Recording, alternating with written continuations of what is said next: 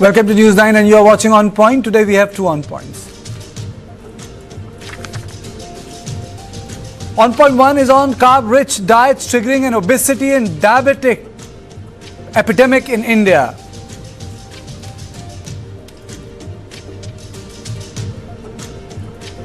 On Point 2 is on the impasse in Ladakh.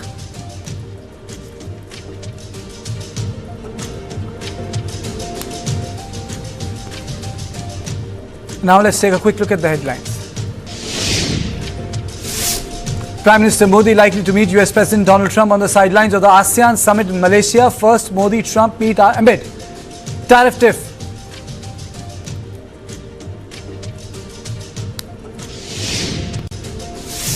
Dussehra bonanza for government employees as cabinet approves 3% hike in DNS allowance.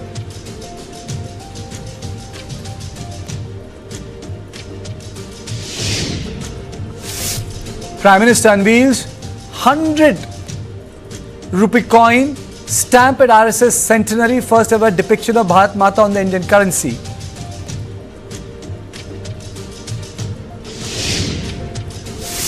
Russian President Vladimir Putin to visit India in December. Russia's foreign minister confirmed visit likely on 5th and 6th. Case filed against the Telugu star Dimple Hayati and her husband for torturing domestic help.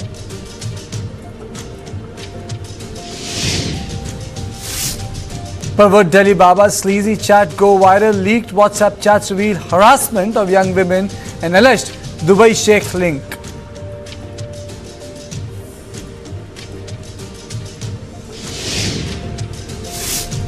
Kerala records highest number of suicides among unemployed in India, reveals NCRB report.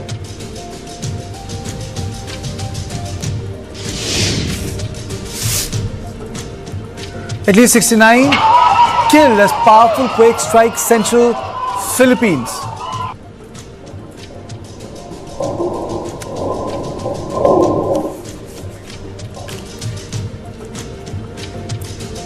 There is an obesity and diabetes time bomb ticking in India, and it can be attributed to the way we eat, the way we live. India's rapidly changing eating habits are powering a dramatic rise in obesity and diabetes, according to the Indian Council of Medical Research India Diabetes Study published in the journal Nature Medicine. From 1980 to 2020, per capita calorie intake rose, with the carbohydrates accounting for 70.5% of the increase and protein just 10.5%. Reveals the study. Now, most Indians get staggering 62% of their calories from carbohydrates, one of the highest in the world, says the study. And most of these carbs come from low quality sources such as white rice, milled whole grains, and added sugar. In contrast, Indians get only 12% of the calories from protein. The study demonstrates that high carbohydrates intake directly increases disease risk by 14 to 30% for diabetes, pre-diabetes, and obesity.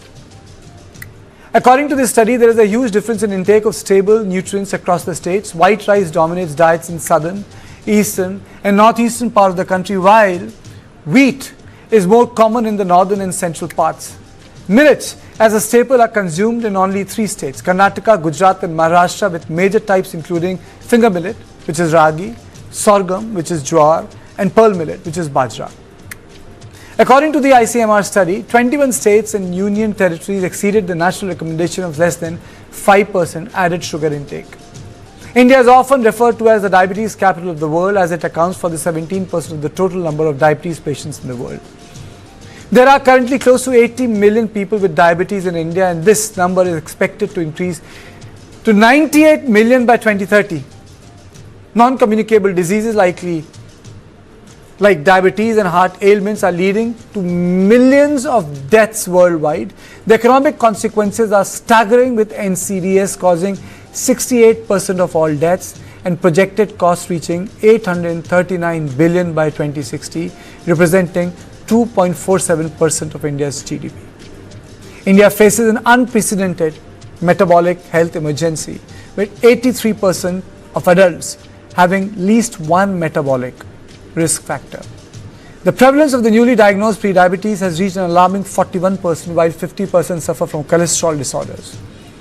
As many as 49% Indians are pre-diabetic and 43% are overweight. 27% of Indians suffer from hypertension, and a staggering 36% have abdominal obesity, according to the study. Effective interventions are the need of hour to combat this epidemic triggered by bad eating habits. The research recommends replacing 5% of carbohydrates and energy with plant, dairy, egg or fish protein. This can reduce diabetes risk by 6 to 8%, 18%, reduce refined grains like white rice, boost protein intake with pulses, legumes, shift from oils high in saturated fats to healthier options. In fact, Prime Minister Narendra Modi spoke in length about it, that the intake of oil should be reduced. Healthier alternative, is it possible? The number of questions I have. On this issue, I am joined by Dr. Professor V. Mohan, Chairman and Chief of Diabetology. And I am also joined by Ira Trivedi, author and wellness expert. Subsequently, I will be joined by other specialists. Thank you both of you for joining me. Let me straight away go to Dr. Mohan first. So, other people are aware of the fact that, sugar is a killer, sitting is the new smoking. But this new facet of science which is available, is that reliable? So, if you recall the studies in America in 1950s and 60s, it would never talk about refined carbohydrate. It would already talk about fats and the cholesterol. And the science has grown. So, your opening statement on carbs, Indian eating habit, and its links with obesity and diabetes, sir. Thank you very much. So this study is funded by the Indian Council of Medical Research and the Government of India, and it's been going on for many years. The whole study is now completed. Every state in the country, every union territory, and every island in the country has been studied. And what we find is that overall, whichever part of India you look at, north, south, east, west, central, northeast, carbohydrate forms the bulk of the calories, and we take too much of carbohydrate, and as you rightly pointed out, too little of the protein. So what we also did in the study was to look at if you are going to reduce the carbohydrate, how much should you reduce it by, and what should you replace it with. So what we found was that if you replace one staple with another staple, for example, instead of rice you take wheat, or instead of wheat you take rice, you don't get any benefit. Second, if you replace it with fat, you reduce the carbohydrate but replace it with fat, you don't get any benefit. But if you replace it with protein, which in our country we take very little of, particularly the vegetarians, it gets the best results. And which protein should you replace it by? You replace it by plant protein. Bengal gram, green gram, black gram, rajma, paneer, milk. These are the best to replace it by. The next is the dairy protein, which includes milk, yogurt, etc. Third comes the animal protein, and within the animal protein, eggs and fish are very good. Chicken is okay, but red meat is not good because that increases the risk of diabetes, heart disease, cancers, and so on. So it's a very simple message which is coming out for a national policy changing thing, that we should reduce the carb intake and increase the protein intake, preferably from vegetable proteins like Bengal gram, green gram, black gram, etc. If you're just able to do that, the study shows that we can reduce the number of people with diabetes and pre-diabetes. Incidentally, some of those numbers which you have shown there are not from this study. The number of people with diabetes in India is actually 101 million according to this study, and the number of people with pre-diabetes is 136 million. And the numbers are set to increase much more in the coming years, and this is a great opportunity for us to actually prevent diabetes. Okay, Ira, my question to you is, one, is it easy to change diets like that? Because it's part and parcel of like family histories. What do you grow up eating? Dal chawal. What do you like in morning? Dosa. Diets are part of family cultures. That's number one. And my second question to you is that there is also an Indian addiction to white rice and wheat. Yes, there is absolutely. no push towards millets. What do you do about that, Ira? I also want to point out that, this country it's got more vegetarians than anywhere else in the world, highest concentration of vegetarians. And while it seems easy to, consume a lot of pulses, which are high in protein, they can also be difficult to digest. So what happens is, being vegetarian, it becomes challenging to understand what protein sources are good and easy on the stomach, feel good in the stomach. And especially when we're accustomed to eating white rice and wheat, we end up having more of those to fill the belly. Because ultimately, when you eat, you try to fill your belly. So what ends up happening is that you're ending up eating a lot of carbohydrates and less protein. The other thing that I want to talk about is fiber.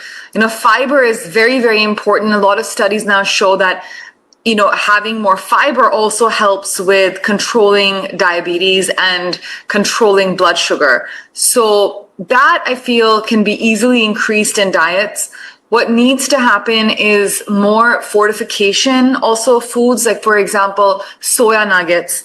That's a good high source of protein for vegetarians. And I know a lot of vegetarians who replace or add in soya chunks, soya nuggets into their diet, paneer and things like that, to add more protein, because India also consumes a lot of dairy. So the problem is that it becomes difficult to find sources of protein that are also gut friendly, that feel good. And as a nation, we're accustomed to having so many carbohydrates. So eating a poha for breakfast, having a lot of rice and a little bit of dal with the rice, or the dal will have a lot of potatoes. So I do feel some amount of education is needed, but also options.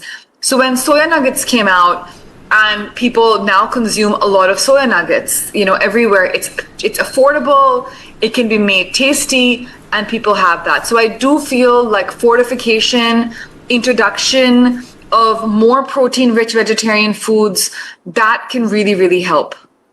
Absolutely right. And plus, I think it's also about, option is very important thing, because most of our street food is very, very carb centric. It's like batata vada, carbohydrate pe carbohydrate, if I have to put it simply. And I think also important to educate about fiber, that eat more vegetables. And the Prime Minister made such a good point Absolutely. that we use too much oil. Absolutely. Everything becomes overcooked, overfried. So even the vegetables that we're eating, they end up losing their nutritional value, fiber value, because we overcook. But Ira, it also depends the way we are also cooking food. Let me take this opportunity to introduce Mukta Tulsiani, lifestyle and diabetic educator, and Dr. Shikha Sharma, founder, One Health, and a veteran nutritionist. Madam, this new path-breaking study has come out. It's directly linking the carbohydrate eating pattern of the Indians with obesity and diabetes. Now, how do you break the cycle? A lot of people come to you.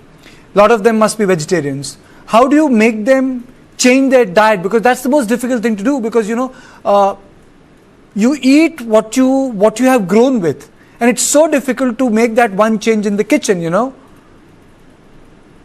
Small changes are actually needed. Like, most of the time we can't just make a big changes. We need to start with small changes.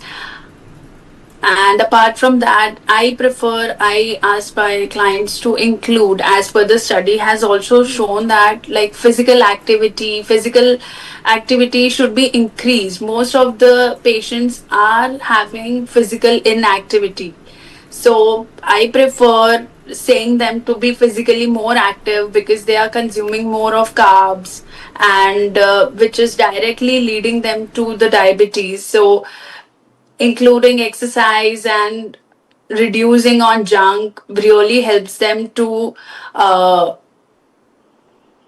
I audible? Okay, Dr. Shikha Sharma, when we talk about carbohydrates, as I said, people are addicted to white rice and wheat. It's very difficult to make people eat millets. We can talk about it, but to eat millets for long, even me, who keeps a very tight fitness regime, I will also have my white rice days. It's very difficult.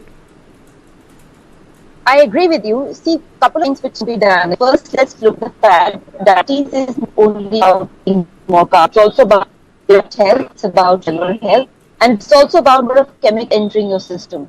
Now, if we see the number of chemicals entering our system, processed and packaged food is humongous. So people don't look at the calorie, but that's not the real problem. The real problem is number of chemicals entering the body and causing an inflammation, which leads to diabetes, arthritis, and many other lifestyle disorders. So my first rule is that we need to cut down on chemicals. Now the processed chemical from packaged food, number one. Number two, we need to counter the inflammation. Dr. Sharma, there's I think a little bit of a problem with your audio. Let me go back to Professor Mohan. Sir, you had spoke. The entire study tells us three things: sugar, carbohydrate, and its link with obesity. It's linked with the falling health. Now, my question to you is both medical and something people people actually practice. Does intermittent fasting work well? Intermittent fasting works well for some people, but if you do intermittent fasting without reduction in the calorie intake, it doesn't help at all.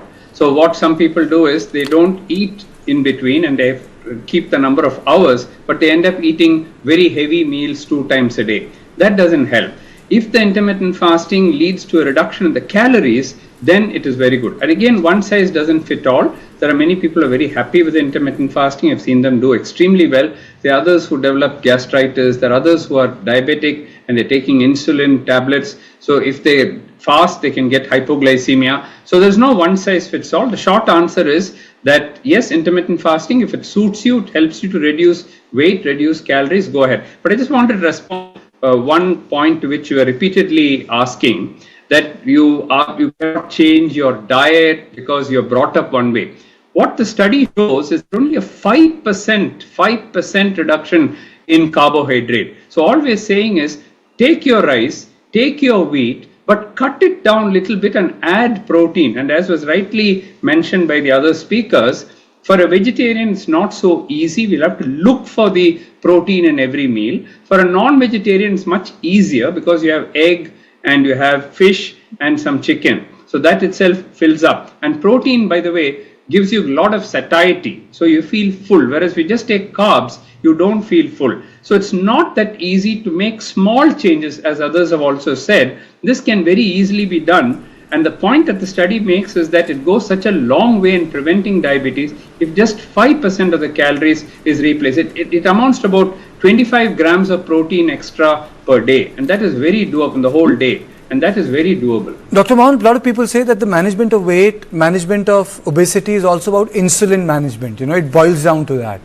Yeah. So can you just shed some light on it? A lot of people don't understand the link of insulin with weight, your health, and your larger well-being.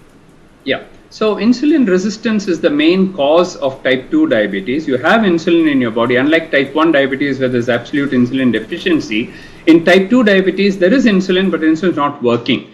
Now, when you cut down your carbs, what happens is that when you start losing weight, and that reduces insulin resistance, the fat in your liver goes away, the fat in your pancreas goes away, so your insulin resistance improves, your insulin secretion improves, and it overall helps to, number one, control diabetes better, in early cases to even reverse the diabetes, and if you're in a pre-diabetic stage, to prevent the diabetes. So you hit the nail on the head when you said that insulin plays a key role, and reducing insulin resistance is one of the main goals of diet, and as was mentioned, by physical activity as well.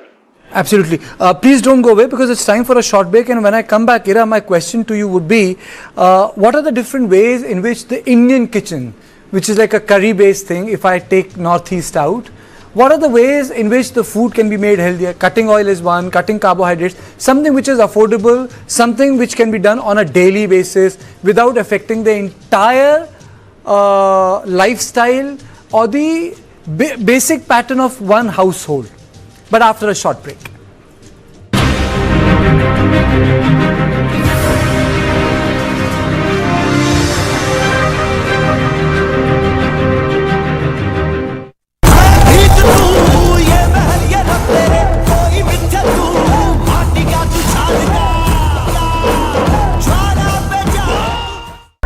You can take a left, you can take a right.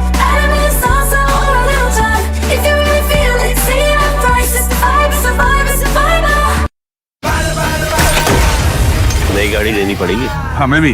Showroom खोलो जल्दी। हम तक महंगा insurance बेचने की पूरी कोशिश हो सकती है, जबरदस्ती। कौन करेगा जबरदस्ती? फोड़ दूंगा इधर मैं। रिलैक्स कम लाकर नई गाड़ी के लिए हम एको कार इंश्योरेंस ही लेंगे। फेयर प्राइस, कम प्रीमियम। बात खत्म। बात खत्म। अरे सर बात खत्म हुआ है सर। कार का action hero echo.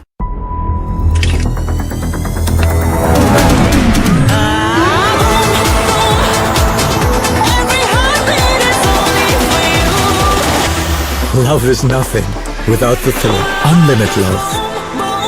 The V6 Pack 2 starts at 21.9 lakh.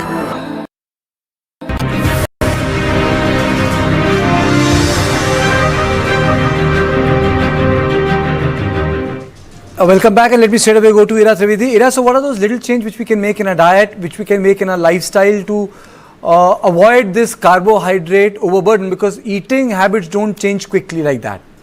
Absolutely. I'm talking about this from personal experience, because being vegetarian and being someone who grew up eating a lot of carbohydrates, I've had to make these changes in my diet and manage them in a way which is practical, which doesn't take too much time. And a simple thing that I did is to ensure that with every meal, I'm having a little bit of protein. That's it. Breakfast, lunch, and dinner. So very simple. And it could be anything. So with breakfast, have a bowl of sprouts. With lunch, have a bowl of paneer or tofu or chola, something like this. And same with dinner. So just one bowl of protein, one bowl of protein with my food. So that has actually helped a lot. So any type of protein, just make sure there's something with every meal. And actually, when I started doing it, I realized most people were not. Most people were just having maybe roti and sabji, and maybe dal with something, but just to ensure there's one proper source of protein. And unfortunately, dal doesn't quite qualify because it's not a complete source of protein. So along with dal, it doesn't have a complete amino acid profile. So dal is okay, but you do need to have a little bit of other protein along with it. And it's not too difficult when you start doing it like this. So just having a little bit of protein with every single meal.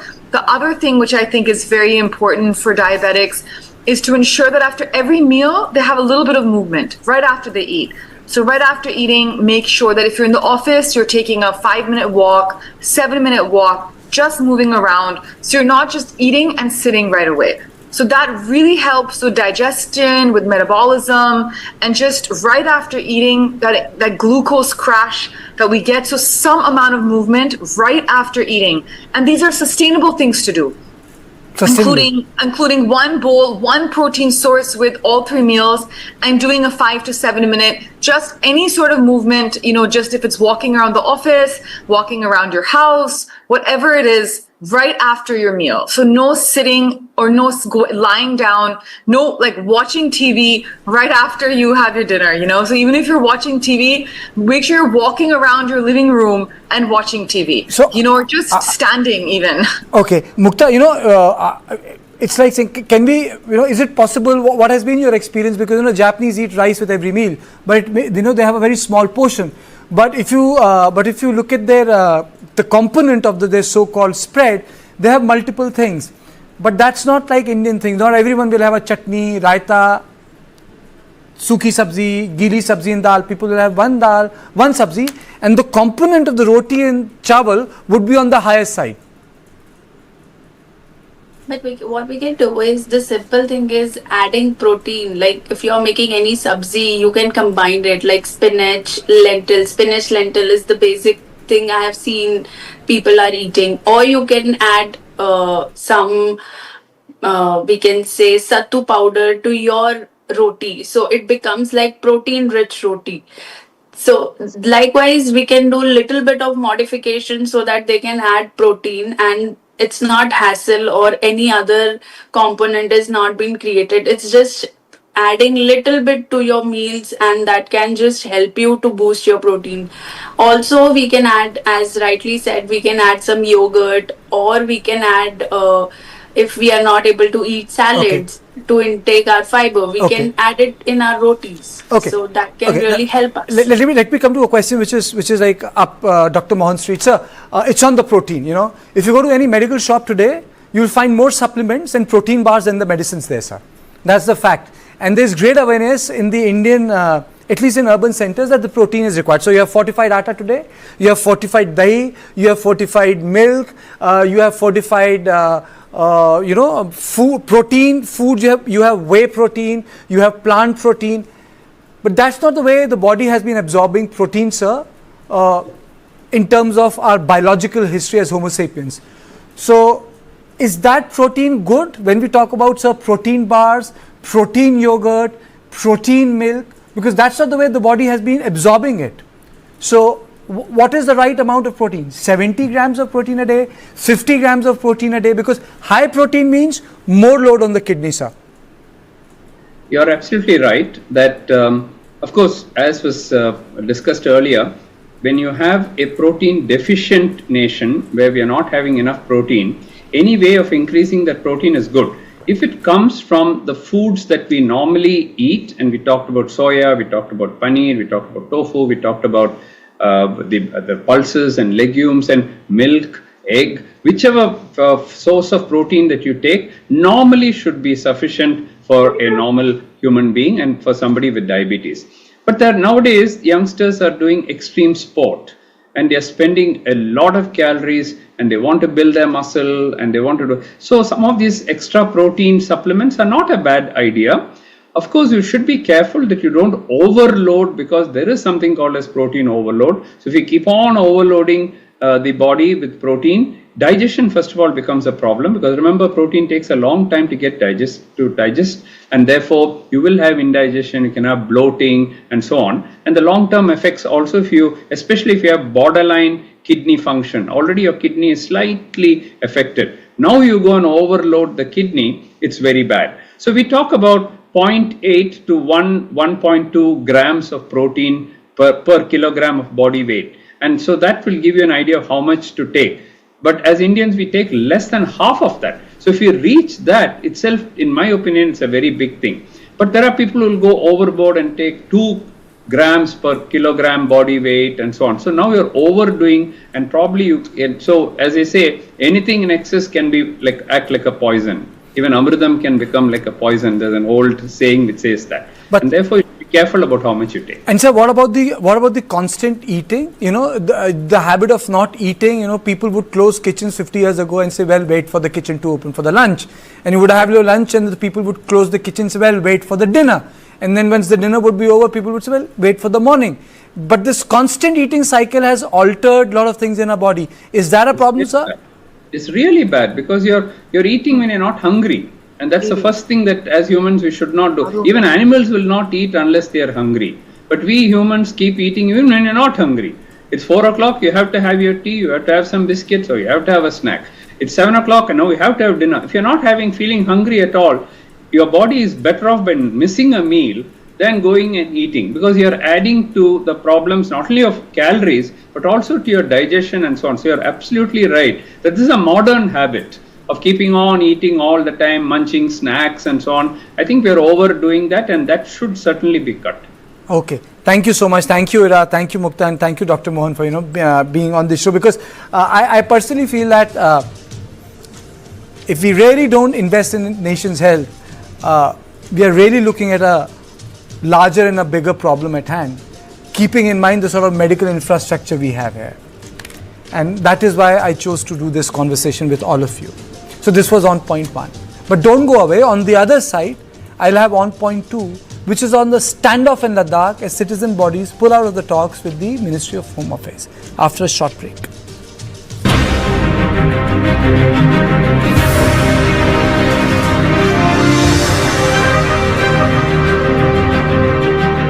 Alakazam fish disappear. Moonlight.